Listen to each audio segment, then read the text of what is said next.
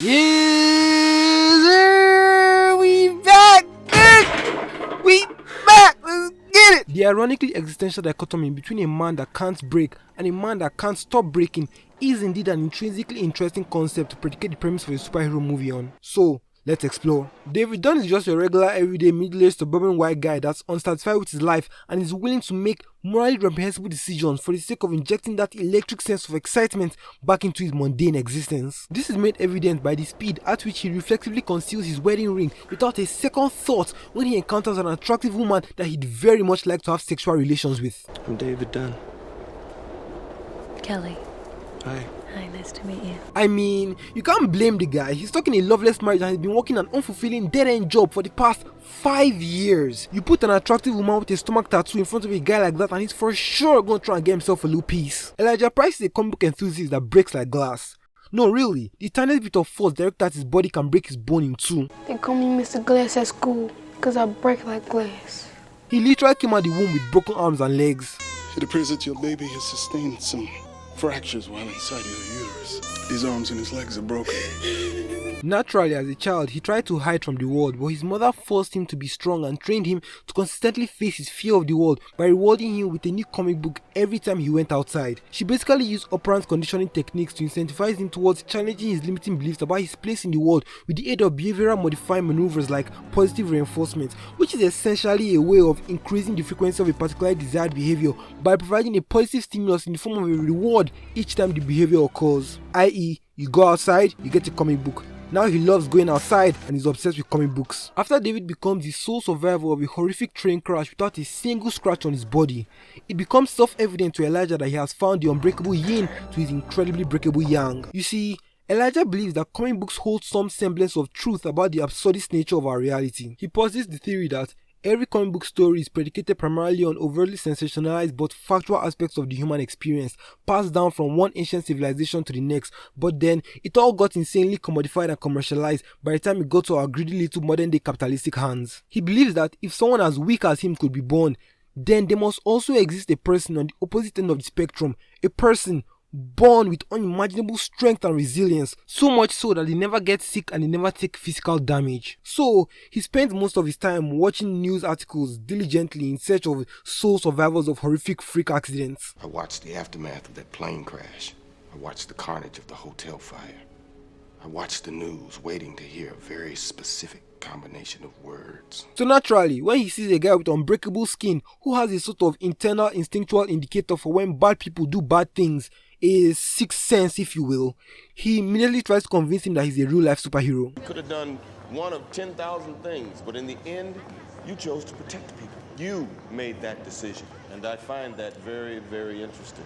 Elijah's relentless determination to prove his theory becomes clear when he goes to see David at his job as a security guard at a stadium, and he gets this feeling that this shady looking guy has a specific type of gun hidden in a specific place after just grazing him in the crowd.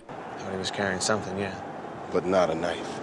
I got a picture of a silver gun with a black grip tucked in his pants.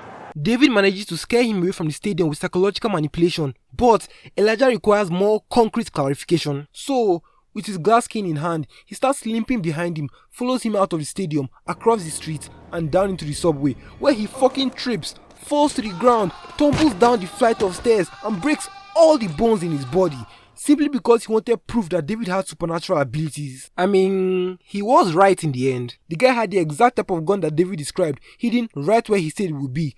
But was it really worth almost fucking killing yourself, nigga? Fracture of the 5th metacarpal of the right hand. Damn! As well as multiple fractures of the 6th, 7th, and 8th ribs. Damn! The worst of the injury, however, was sustained to the right leg in the form of a spiral fracture. There were 14 breaks. Simply shattered. Damn, nigga! You really are made out of glass. What the fuck? Meanwhile, on the flip side of the supernatural equation, David discovers he can lift upwards of 300 fucking pounds when his son tricks him into progressively overloading a ridiculous amount of weight. You put too much. That's 250 pounds. That could have been dangerous, Joseph. Why don't you go upstairs now and let me finish up, okay? I'll take it off. I'll help you write. A few moments later.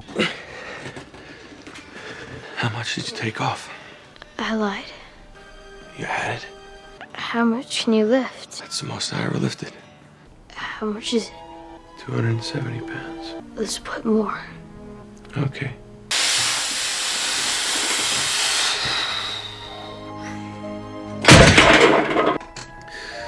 How much did you put on that time? All of it. What else can we use? A few moments later.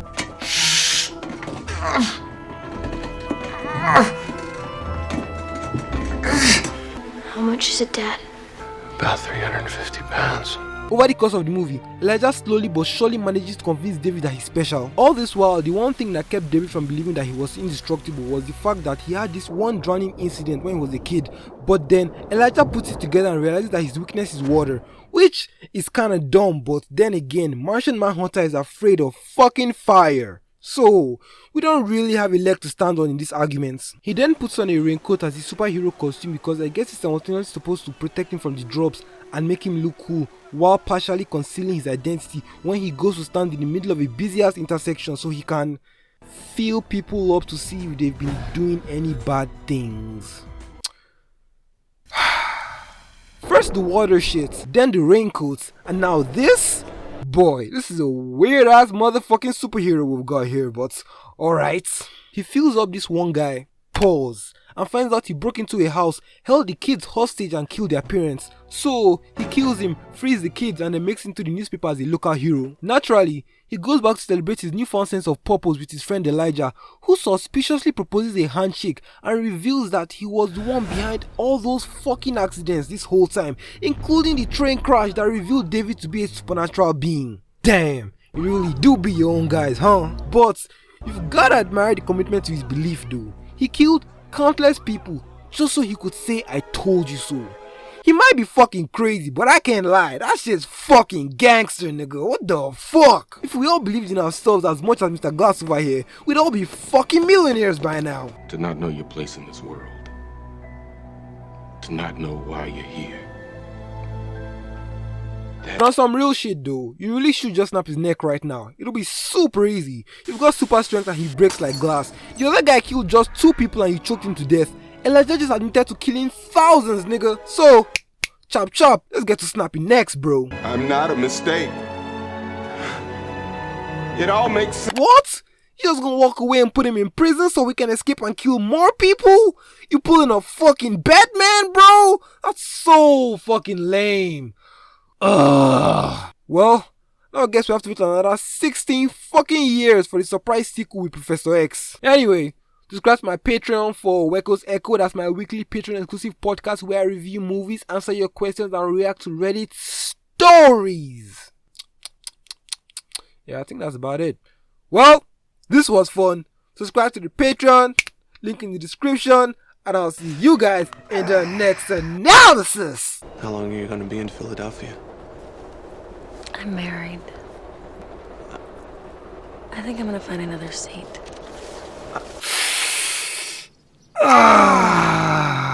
That's tough.